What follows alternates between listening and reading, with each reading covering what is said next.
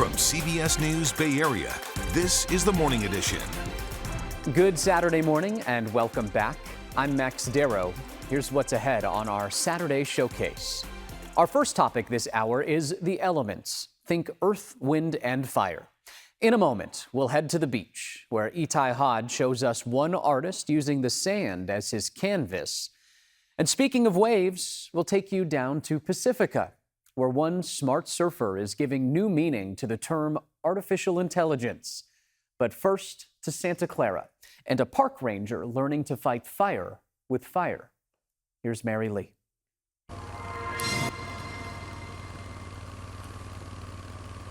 Stage in front of them, and you'll be able to see the plot right below. For Brian Christensen, protecting Sanborn County Park is personal. That's because this park was once his home. The redwoods actually are probably my favorite community that I have out here. I actually lived in Sanborn Park as a resident ranger for 5 years. My kids grew up here. Brian is a park ranger supervisor and wildland firefighter for Santa Clara County Parks and Rec. He's leading a mission here at Sanborn County Park, conducting controlled pile burns to reduce the risk of devastating wildfires. If you take the fuels away from a fire, it's like not having a fuel for your campfire. If you don't have the logs to put on your campfire to make it big, well, then you don't have anything to burn. So if we burn those light, flashy fuels on the ground, some of those intermediate fuels like the limbs that are here, it takes that away so you have no continuity of fire throughout the environment that is out here. There you go. As crews ignite the first burn pile, Brian keeps a close eye on conditions to make sure it's safe to continue. The fine fuels are way too dry. This day, Brian did not like what he saw. We had almost fully engulfed pile within 7 minutes.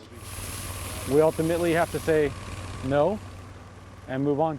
Vegetation had dried up too quickly in a recent warm and dry weather, making it burn faster than expected. Because of that, Brian and his crew decided to stop the project for the day. When we did light the fire on the ground, it's kind of our test fire to see how the fuels are going to react. I did see things I did not like. We did get a lot of ember casting. We got a lot of ground creep around the piles, even though we did have hand lines scratched around it. So ultimately, I called off the whole operation. Hurts your pride. But ultimately, it's the safety of the community, safety of the folks, and the safety of the environment. So I had to make the call to say no. But just spread It's out Brian's passion to protect our beautiful parks. Yeah. He said his team will conduct controlled burns again, but only when conditions are right and safe. At beaches all across the Bay Area, one artist is embracing the impermanence of our surroundings. He's creating grand earthscapes meant to disappear. Itai Hod explains. It's not unusual for an artist to step out of the studio and head to the beach for inspiration.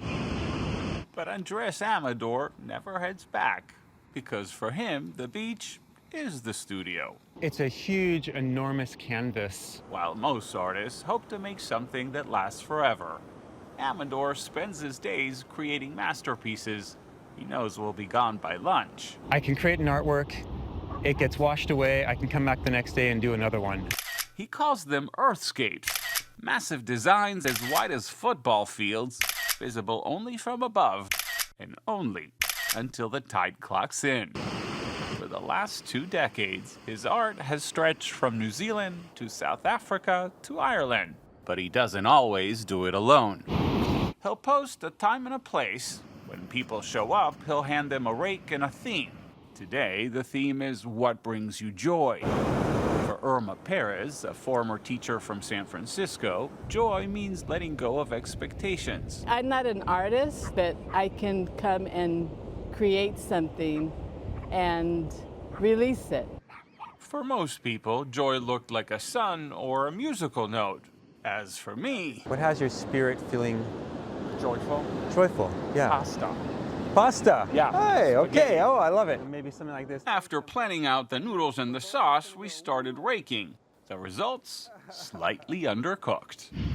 Before the ocean wipes it clean, it looks like an Etch-a-Sketch on a massive scale, scratched into the shoreline, erased with a turn of a tide. People keep coming back. And even more important, they leave thanking me for what a deep experience they had. Because even the most temporary work can leave a lasting impression. Surf's up in Pacifica, but not if this surfer can help it. Kara St. Cyr introduces us to one environmentalist and his unorthodox solution to solving coastal erosion.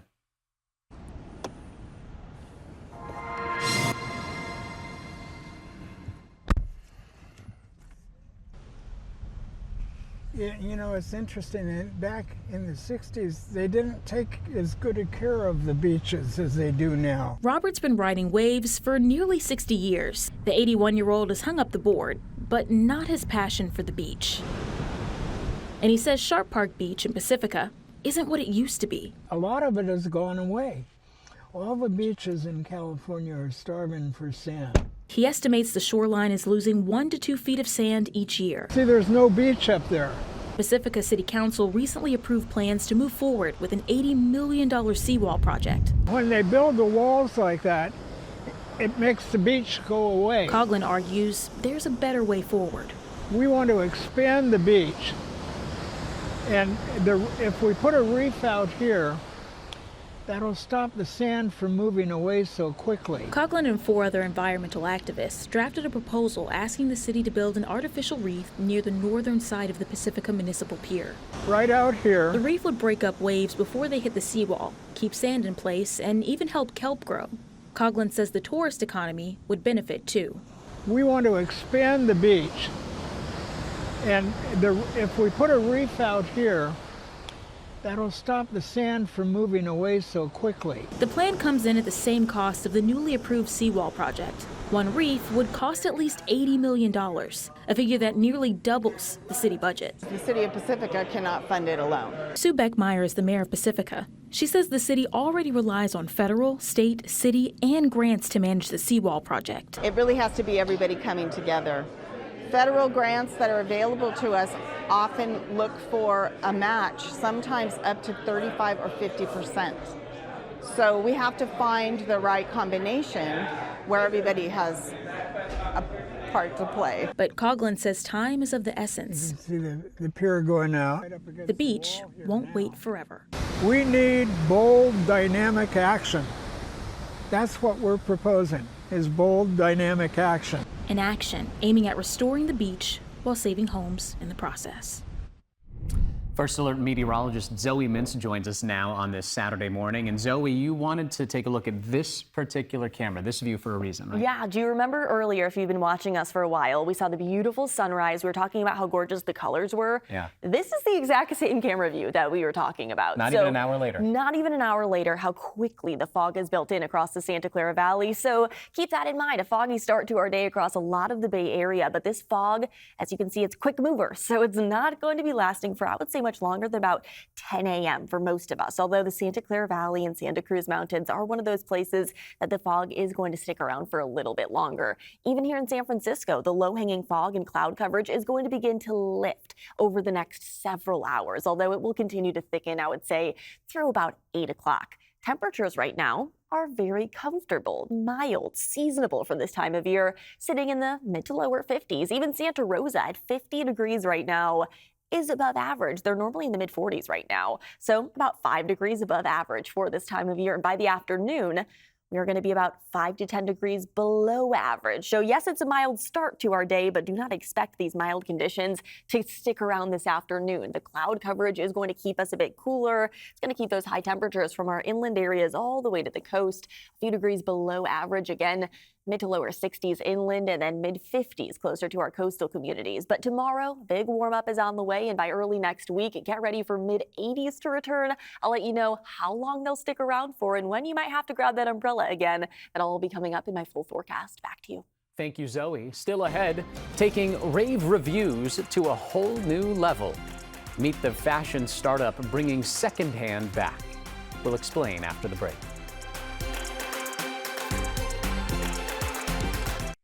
Welcome back. We turn now to tariffs and their outsized impact on small businesses right here in the Bay Area. In a moment, I'll introduce you to a trio of toy shop owners who tell me playtime is over when it comes to taxing their products. But first, a secondhand resurgence. Meet the startup getting rave reviews from locals in the face of tariffs. Suji Nam explains.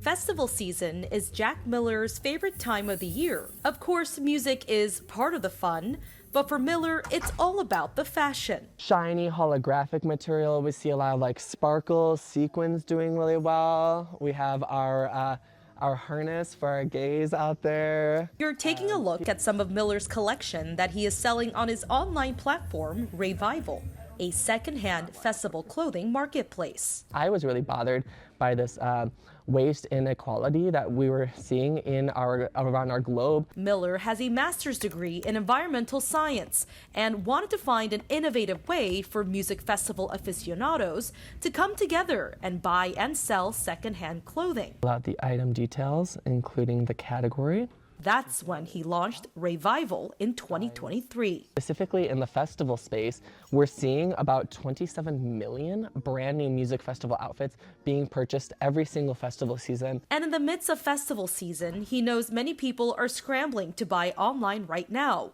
But with the fear of tariffs, mainly imports from Asia, Miller says he is one step ahead of the game. We are at a little bit of a competitive advantage when comparing ourselves to like fast fashion brands who are shipping a lot of their clothing from overseas. I feel like I was just dancing. Ivy Vasquez has become a returning customer for secondhand festival outfits. You don't have to pay this extra amount. We can limit the amount of waste that is happening. And who says that you can't love a really cute piece that's been thrifted, you know? Miller says his vision is to cultivate a community space. Trying to make a community where everybody and everybody feels supported and feels like they can find an outfit that fits their body type. Spreading that sparkle, one rave fit at a time. From tops to toys, while the president this week made his case for children to have just 2 dolls instead of 30, local toy shop owners I spoke with say it's more than just the president's rhetoric that's hurting business. Here's a closer look at toy shop tariffs. His shelves may be stocked with different toys and games for kids, but the majority of what John Kivranian sells have one thing in common. 97% of the toys that we sell in our store are made in China. He says that's been a constant for decades, about as long as he's run his shop, Nuts for Candy and Toys, in Burlingame. America the Beautiful, made in China. But since the start of the year, he's dealt with a new constant: uncertainty. It's unpredictable what's going on with these tariffs. How do I do business without knowing what's going to happen tomorrow? And that uncertainty traces upwards. Kivranian says he routinely gets emails from his suppliers saying they're raising their prices, can't fulfill orders, or aren't even ordering new products anymore, citing the Trump administration's 145% tariff on Chinese imports. I'm not going to order like I used to because I'm not willing to pay the high prices. My concern is that I will get stuck with the inventory and the consumer will not buy it. And I will tie up my cash flow, and that will hurt me. John Hansen is one of those suppliers. Having empty shelves is not a regular thing around here. He's a puzzle, game, and toy manufacturer and distributor. Over here, we had some chess sets. He sells to around 1,500 retailers from his Petaluma headquarters. Anywhere from your mom and pop toy store on the corner up to some major accounts as well. He says around 75% of their sales are products that come from China. We have a lot of inventory at various stages of either being ready or being made in China that at this point is just sitting there. Why is it just sitting there? Well, because to ship it at this point, it would be to pay the tariff at 145%. It would no longer make sense to sell for the next couple months. What's here is what we can sell. Hansen says on an average year, we're bringing in 40 to 45 containers. So far this year, we've brought in 2. From his vantage point, this state of flux is throwing the future out of balance. And that includes looking towards the holiday season. The uncertainty is the biggest thing. We can't go out and quote our customers, especially the larger guys. We can't plan for fourth quarter yet, which we would normally be doing right now. My concern is also for a lot of my customers that are small shops that rely on turning over product regularly. Kivranian buys Hansen's puzzles, which don't come from China. This product is from Spain. However, this product used to have a 3% tariff. Today, it's at 20%. As of now, Kivranian says he has not raised his prices. We are going to wait and see what happens because we have still 4 to 5 months worth of inventory. In this time of uncertainty, Kivranian is certain the status quo is unsustainable. And I believe if this tariff continues on, within the next 4 to 6 months, you will see empty shelves all over the country. He hopes for a resolution soon before small businesses start to call it quits. We also spoke with the head of the Ebu Corporation, a New York-based educational toy company that sells to thousands of stores throughout the United States. The company's president walked us through some of the math and emphasized it's Americans who are the ones having to foot the bill. If I were to bring in $100,000 worth of goods from China, I would owe $100,000 to my vendor, and I would owe $145,000 to the U.S. government as a tax that comes out of my pocket. And as a small business, I don't have $145,000 extra dollars on top of what I need to pay for my merchandise, nor have I budgeted for that. Coming up after the break, putting the A and I in Vineyard. We ride on the world's first autonomous tractor up in Napa.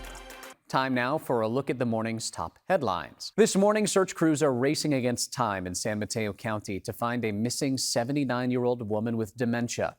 Margaret Elaine McKinley vanished Thursday while hiking with family at Windy Hill Open Space Preserve near Portola Valley. Crews from across the Bay Area and even from Southern California have helped join the effort to search the vast area. The University of California has named James Milliken as its next president. A veteran higher ed leader, Milliken brings decades of experience from top public university systems and will take over on August 1st. He steps in as UC faces a political pressure and funding challenge with a focus on access and public service. The top weather story of the morning, Zoe Mintz and the May Gray. Yep, it's official, and it's the first official weekend of May, so I feel like it's Mother Nature's way of telling us, hey, don't get used to the beautiful weather that's on the way early next week, because 80s are going to be in store by Monday, which is going to be really nice. But again, we have to get through today, so any outdoor plans, you do still have to grab that jacket. But honestly, I don't think you'll need that umbrella, as it's a quick-moving storm system that's currently making its way over the Bay Area. It's honestly just a lot of cloud coverage and wind that's going to be the biggest impact. Only a little bit of moisture is associated with the system, where there is a little bit of rain currently falling in the Bay Area. And when I mean a little bit, I literally mean little bit. There has been about 1/100 of an inch that was picked up from places like Hayward up to Concord and even on top of Atlas Peak. Yeah, that's really all that we've seen from this very meager line of rain that's moved through. It's basically just the low-hanging cloud coverage and mist more than actual appreciable rain. But we are going to be seeing the winds that are going to continue to pick up this afternoon. That's likely going to be our biggest impact when it comes to the storm system moving across the area today, especially closer to our coastal communities. 40 to 50 mile an hour wind gusts are likely, and even our inland East Bay communities could be seeing an isolated 45 mile an hour wind gusts. So any loose outdoor objects, please secure them, or they are going to blow away today. And that's going to stick around late tonight and into early tomorrow as well. This afternoon, along with the windy and the cloudy conditions, it's going to stay pretty chilly out there, well below average for our inland communities, only going to be in the mid-60s down into the Santa Clara Valley as well, and then mid-50s closer to our coastal communities. The cloud coverage, though, there is some good news. By later today, it is going to get quite a lot sunnier and quite a lot clearer, as again that dry air is going to quickly be moving in on the back end of the system. You might be seeing a little bit of that cloud coverage hanging on tight down near the Santa Clara Valley and over the Santa Cruz Mountains, but here in San Francisco, inland East Bay communities, all the way to the North Bay, we'll be looking at a beautiful sunset this evening. So yes, it's a cloudier start to the day, but the clouds are quickly going to clear, and we are going to be seeing quite a lot more sunshine by as soon as later this afternoon. And the sunshine is going to allow warmer temperatures to return by as as soon as tomorrow afternoon, along with an offshore wind that's going to develop.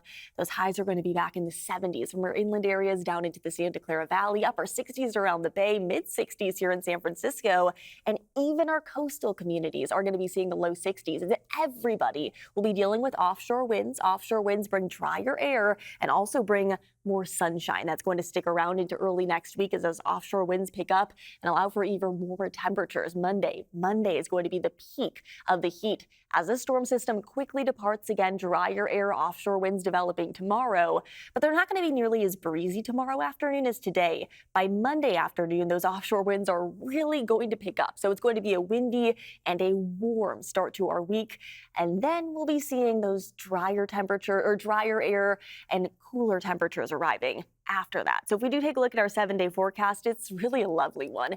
After today, after the cloud coverage to start off our morning, a big heat up by tomorrow by about 10 degrees, and then maybe even another 10 degrees into Monday, mid 80s, and then staying near 80 by Tuesday, and seasonable to above average, at least for the next week of weather ahead of us. Get out and enjoy it. At any outdoor plans today, keep a jacket handy or push them back to tomorrow if you can. Back to you. 6, 7, 8. I like that forecast. Thank you, Zoe. Still ahead after the break, detection and prevention. How one woman is using AI to track a disease that might be hidden in her genes. We're back in just 2 minutes. Let's talk about AI as it increasingly becomes the buzzword on both Wall Street and Main Street. In a moment, Brian Hackney will trade the streets for a dirt road and a vineyard, trading in any sour grapes about AI for the seeds of opportunity. But first, a technological breakthrough. Meet one woman using AI to detect the early warning signs of a disease that may run in the family. Here's Itai Hod. These days, it's the little things Mindy Erlab appreciates the most. A hot cup of coffee, a song on the piano, her dog waiting by the door. Ordinary moments made extraordinary by what she knows could be coming. I wish I didn't have to think about this, but at the same time, I try not to let it consume my life. That is why, every week, she logs on and reads a few lines into an app trained to catch the faintest slur or shift in her speech. A woman signed a sales contract for construction of a new brick home. Erlab lost her mother to ALS. Take a deep breath and say pataka over and over. And even though she doesn't have the disease, she carries the gene. Pataka, pataka, pataka, pataka. For now, this app, called Everything ALS, is helping her stay one step ahead. You've been doing a good job. The technology behind it was created by Indu Navar, a former high-tech executive who turned grief into purpose after losing her husband Peter to ALS. They searched for a diagnosis for 2 years. By the time they got one, most of his neurons were already gone. That's the time you're supposed to be doing something. Every 90 minutes, someone in the U.S. is diagnosed with ALS. But getting that diagnosis can take months, even years. By then, there's little doctors can do. So Navar turned to AI, creating an app that tracks speech, walking, and motor skills, spotting changes long before most humans can. By letting patients participate from home, Everything ALS not only makes clinical trials more accessible, it's giving researchers a data set that's bigger, faster, and more diverse. While early results seem promising, the app has not yet been approved by the FDA. AI has allowed us to predict changes in small variation that happens. As for Erlab, taking back a little control has given her something else, a way to write her own story. I enjoy every day of my life. I don't stay up at night worrying about stuff. Please say pop. Pop. Artificial intelligence, delivering not just a new tool, but new hope. Nice work. Now to Napa, where Brian Hackney shows us the world's first autonomous tractor and a vineyard fully embracing AI.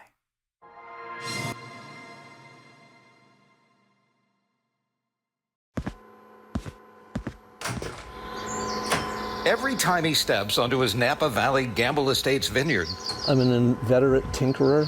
Tom Gamble brings more than 100 years of family farming history from the past into the future. And this is very unique. Regular tractors don't have this.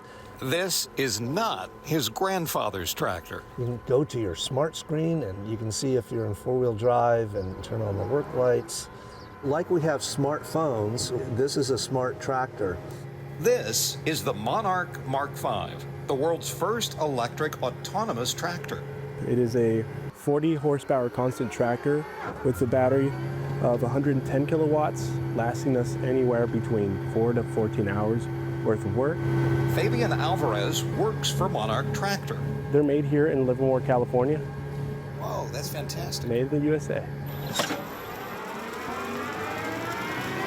This is where it gets interesting and the work begins. Across 170 acres, the Monarch will map rows of Tom's vines and soon weed them by itself. So we're using the hand-operated mode right now, and a little later we'll switch to row follow, which is hands-free operation. We're now in row follow. Look, Mom, no hands. How long have you been using this? So this will be our third year and our second full season. And is it doing what you expected to do? It's doing more of what we expected to. There's a steep learning curve. With GPS and 5G technology, the Monarch uploads data to the cloud so Tom's team can download the data and analyze it. We're saving emissions of about 40 to 50 tons of carbon annually and $10,000 to $13,000 in fuel cost. Bottom line, we're farmers and we have to be conscious of cost. That's a big savings and a big contribution to the environment. Future versions of the Monarch will use its infrared cameras to detect disease on the vines well before the human eye can spot it. And early detection means better prevention. And you can obviously do this hands-free. I can do this hands-free. So is this going to cost humans jobs? In this industry, in the Napa Valley wine industry, no. Tom predicts that future tractor drivers will become more highly trained, highly skilled, and highly paid. You don't have to worry. It steers itself. And you may think it's only a tractor, but without tractors, how do we feed the world? So I think that's a win-win. What a fascinating story and such an interesting use of AI on the field, in the fields. Very cool. Zoe, Yeah. May Gray, we keep looking at this one camera over here. You keep bringing this one up for a reason, right? Well, mainly just because of how much things have evolved since the morning started. Okay. The cloud coverage quickly came, and then it's kind of beginning already to lift. So that just lets you know the cloud coverage is not going to stick around forever. And the storm system, it's moving from west to east across the Bay Area. So this is on top of Black Mountain. Just wait a second. It looks like there's going to be a second that we can actually see through a bit of that, maybe to some blue skies like we can begin to see here in San Francisco. Yeah, we're already seeing some blue skies here in San Francisco. The thick cloud coverage, the fog, and the little bit of mist from this morning is actually already beginning to clear. Drier air is making its way in on the back end of the system. It's a mild start to our day, though, because of the cloud coverage across the bay. And it's keeping those temperatures a couple of degrees above average in the mid to lower 50s. There is a little bit of rain that fell early this morning and maybe a little bit more shower activity down near the Santa Cruz Mountains, where that cloud coverage is going to remain thickest throughout this afternoon and into this early evening, while our North Bay and our Inland East Bay, again, seeing the dry air on the back end of the system. How much rain has fallen? Yeah, not a lot. From Hayward all the way up to the mountains in the North Bay, 1/100 of an inch is our maximum rainfall total. So not a lot of rain early this morning. And again, don't expect all too much additional rain this afternoon. It's the winds today that are going to honestly be the biggest impact with this system, upwards of 40 to 50 miles an hour. And I'll let you know how long they're going to last for. These windy conditions going to stick around into early next week, along with warmer weather. All details I'll break down coming up in just a bit. Back to you. Thank you, Zoe. Still to come, Operation Baby Lift, 50 years later. We'll meet the Vietnamese children airlifted out of Saigon, now all grown up.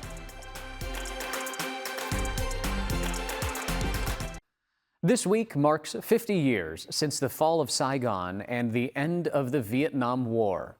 In the South Bay, Len Ramirez will take us to a new service center where refugees are finding relief with those who also narrowly escaped the conflict. But first, the story of Operation Baby Lift and the 3 little girls, now all grown up, who survived to tell the tale. Ann Makovic has their story. At San Francisco's Crissy Field, an old building sits largely unnoticed. But 50 years ago, here inside Harmon Hall, an event unfolded that changed the lives of thousands, including the lives of 3 little girls. Laura. We all survived a lot of trauma. Wendy. And I find that I think about it less and less.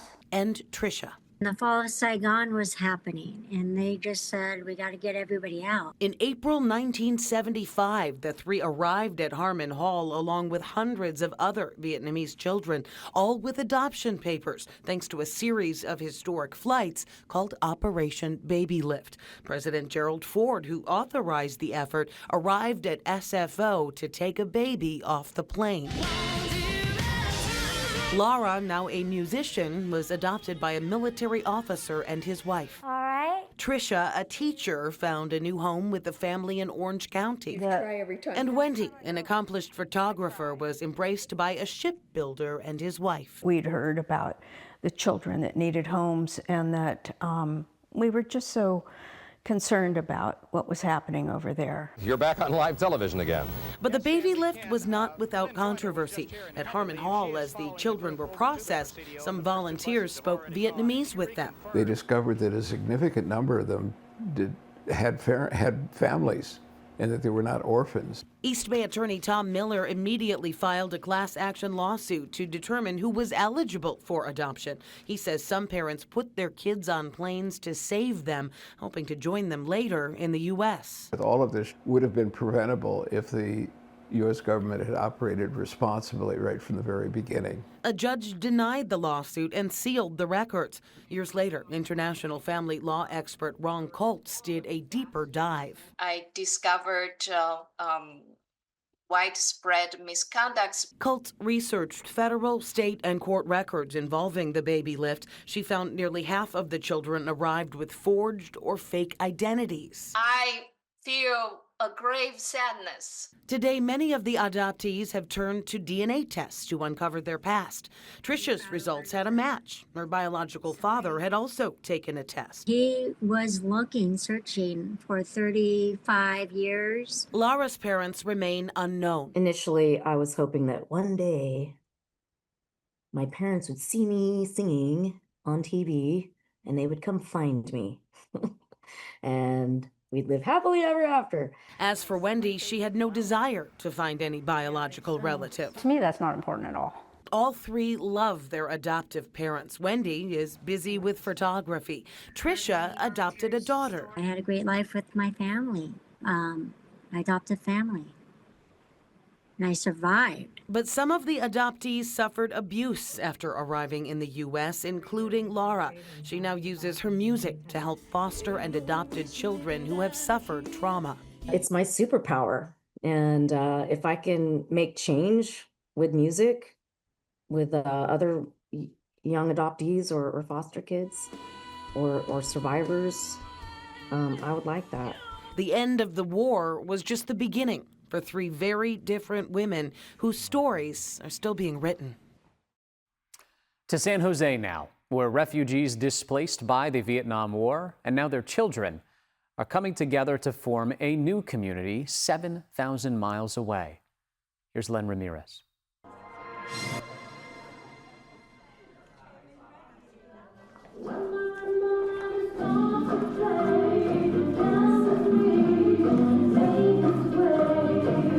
The joy of music and dance in a safe and supportive place. It's a Saturday afternoon at the Vietnamese American Service Center known as the VASC, and this beginning ballroom dance class is filled with men and women like Yvonne Huang, a former refugee now enjoying a carefree twirl to the beat of the cha-cha-cha.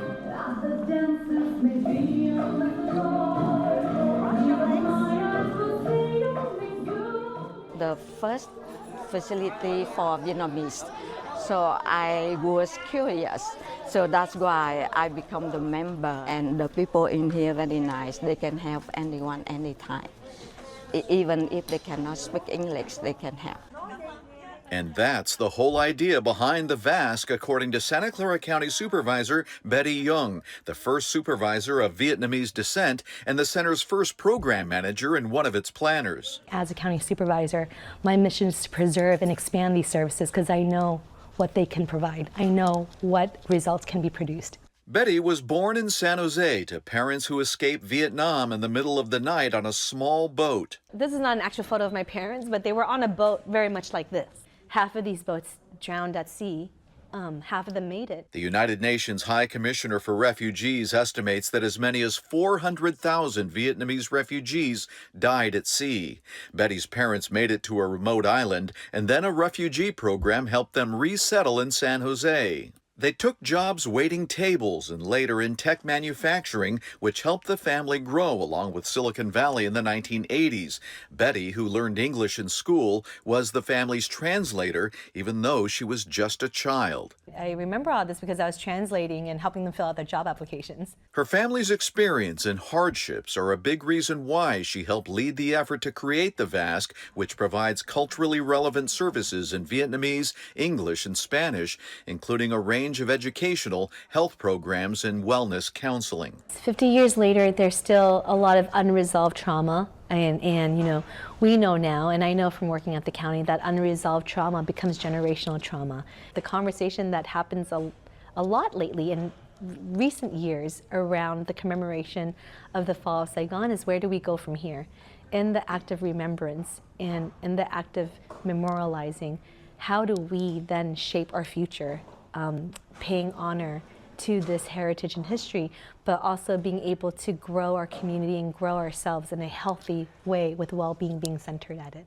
Although there is still a lot of sadness around what Vietnamese Americans refer to as Black April, many like Yvonne now have a helping hand in moving forward with the rest of their lives. Yes, that changed very huge chapter of my life. And although their history is something they will never forget, the community is building the future, both for the former refugees and the generations yet to come. Coming up, a chocolate meltdown. Why one chocolate store owner is being forced to count calories and costs. We're back in 1 minute. Time now for a look at some of today's headlines.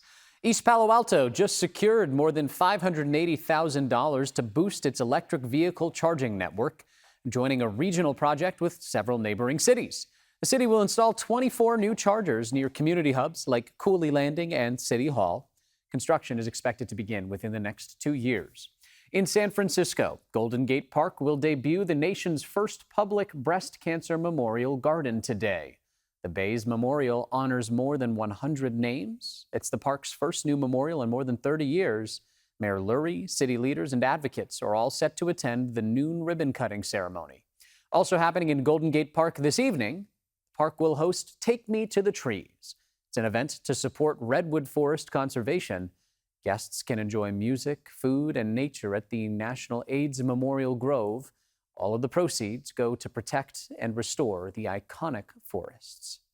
First Alert meteorologist Zoe Mintz joins us now, and we've been talking all about the May gray today, but a little bit of drizzle showing up on the radar, but we can't even call it that. It's really just fog. Yeah, it's a light mist. There was 1/100 of an inch that was picked up. So technically there was measurable rainfall, but I mean, it's not anything that's going to ruin your morning. So don't plan on having to grab the umbrella. Any afternoon plans, anything that maybe you're heading to today, like you talked about, maybe you're going to Golden Gate Park, don't grab the umbrella, but grab the jacket and hold on to your hats, as we are going to continue to see a lot of wind this afternoon as the storm system is making its way across the west coast of the United States. But if we look at how much rain it's actually bringing, it's not a whole lot of it. You can see the northern edge of the system definitely has a lot more moisture, but farther south you go here in the Bay Area, barely anything to talk about. Let's take a closer look at what's actually happening here in the Bay Area, because we talked about a little bit of misty, drizzly conditions. Honestly, this was more low-hanging cloud coverage than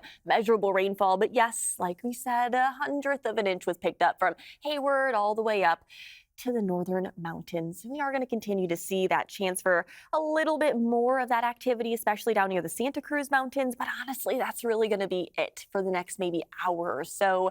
Then all these clouds are actually going to begin to lift as well. Temperatures, though, are still going to be pretty cold out there, especially compared to normal for this time of year. We'll be in the mid-60s across our inland areas and down into the Santa Clara Valley, and mid-50s closer to our coastal communities. Like I was talking about, though, the biggest impact today is definitely going to be the winds. In fact, there is a wind advisory that's currently in effect all along our coast and even for our inland East Bay communities, as those gusts could potentially get upwards of 40 to 50 miles an hour this afternoon, continuing overnight and into early tomorrow morning. Do keep that in mind. Again, secure any loose outdoor objects or they will blow away today, and hold on to those hats this afternoon. Maybe even wear a windbreaker if you really want to stay warm. The clouds this morning, though, will stick around into the early afternoon hours, but honestly, they will quickly clear, and by later this afternoon and evening, honestly, a really nice sunset. 7 o'clock tonight, North Bay here in San Francisco, inland East Bay, all seeing quiet conditions. It's only our South Bay communities and down into the Santa Clara Valley that are going to be seeing a bit more of that cloud coverage over the Santa Cruz Mountains. Those clouds are going to hang on into early tomorrow morning, but by tomorrow afternoon, everybody will be seeing clearing skies. Even our coastal communities are going to be seeing plenty of sunshine, allowing even their temperatures to warm up into the low 60s, mid-60s here in San Francisco, upper 60s to low 70s around the Bay, and then mid-70s across our inland East Bay communities. And again, it's only getting warmer and warmer after today. Into Monday, we'll be back into the mid-80s potentially across our inland East Bay communities. As right after the storm system, there is a very large pocket of dry air that's quickly going to move in, and that's going to allow our high temperatures to warm up, and it's also going to usher in offshore winds. And as many of you know, offshore winds usher in drier conditions. The offshore winds will begin tomorrow. It's not going to be too windy tomorrow. By Monday, though, those winds are really going to pick up once again. And again, because they're coming in from that offshore direction, it's going to allow our temperatures to warm up significantly, mid-80s by Monday afternoon, cooling down just a bit by Tuesday and into Wednesday, but cooling down this time of year is still in the mid-70s across our inland areas, and even our coastal communities still going to be in the 60s all next week. But we have a couple of days of cooler coastal conditions to get through, and one day today of those cloudier conditions that are going to stick around along with that marine layer holding on tight. Back to you. Thank you, Zoe. Up next, chocolate chipped. Why one local chocolatier's profits are crumbling thanks to tariffs. Stay with us. We close this morning with a topic on many minds right now, tariffs. And as a result, a crisis over cocoa right here in San Francisco. Kenny Choi explains why one chocolatier's outlook is a little bit darker these days.